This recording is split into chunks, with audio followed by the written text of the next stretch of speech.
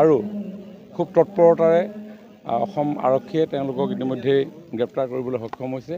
মই ভাবোঁ ইয়াৰ পিছত তদন্ত প্ৰক্ৰিয়াৰে যিখিনি কথা তদন্তকাৰী দলে জানিব লাগে সেইখিনি উদ্ঘাটন হ'ব আৰু অসমৰ ৰাইজে এই যি মৃত্যুৰ যি প্ৰকৃত কাৰণ সেইখিনি জানিবৰ কাৰণে সক্ষম হ'ব। মুখ্যমন্ত্ৰী ডাঙৰীয়াই এই জুবিন গাৰ্গ ডাঙৰীয়াৰ অনাকাংক্ষিত মৃত্যুৰ দিনাৰে পৰা খুব গুৰুত্ব সহকাৰে গোটেই বিষয়বস্তুটো তেখেতে গ্ৰহণ কৰিছিলে। মৃতকৰ বিভিন্ন কাৰ্যাদি সমাপনৰ পৰা সমান্তৰালভাৱে যাতে মৃত্যুৰ প্ৰকৃত কাৰণো উদ্ঘাটন কৰিব পৰা যায় তাৰ কাৰণে তেওঁ CIDক নিৰ্দেশ দিছিলে।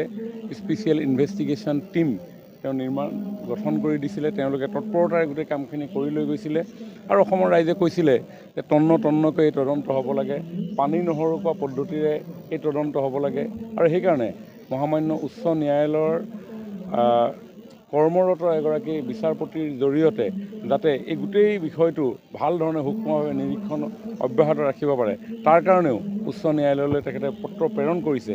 গতিকে মই ভাবোঁ যে অসমৰ ৰাইজে ভবাৰ ধৰণে চৰকাৰৰ তৰফৰ পৰা গোটেইখিনি উদ্যোগ গ্ৰহণ কৰা হৈছে আৰু জুবিন গাৰ্গ ডাঙৰীয়াৰ মৃত্যুৰ প্ৰকৃত যিটো কাৰণ সেই কাৰণ নিশ্চিতভাৱে উদ্ধাৰ কৰিবৰ কাৰণে তদন্তকাৰী দল সক্ষম হ'ব। শিল্পী বুকুৰ শিল্পী আজি জুবিন গাৰ্গৰ 13দিনীয়া আদ্য শ্ৰাদ্ধ 13দিনীয়া শ্ৰাদ্ধৰ যি অন্তিম অনুষ্ঠান সেই অনুষ্ঠান যোৰহাটত হৈ আছে। আমি তাত উপস্থিত হৈছোঁ।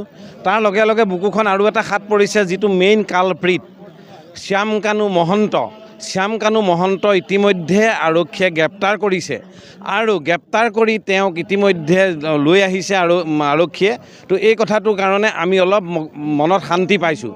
কাৰণ ইমান দিনে আজি 13টা দিনে অসমৰ জনসাধাৰণে বুকুত এটা যন্ত্ৰণা লৈ আছিল, যি যন্ত্ৰণাই আচলতে আমাক শান্তি দিয়া নাছিল, যি যন্ত্ৰণাই আচলতে আমাক ছটফটাবলৈ বাধ্য কৰিছিল। তো তেনে এটা অৱস্থাত আমি দেখিছোঁ যে আজিৰ তাৰিখত আমি এই শ্যাম কানু মহন্তৰ গ্ৰেপ্তাৰে আমাক যথেষ্ট অন্তৰত হাত পেলাইছে আৰু আমি শ্যাম কানু মহন্তক কঠোৰৰ পৰা কঠোৰতৰ, সিদ্ধাৰ্থ শৰ্মা কঠোৰৰ পৰা কঠোৰতৰ শাস্তি হোৱাটো বিচাৰিছোঁ।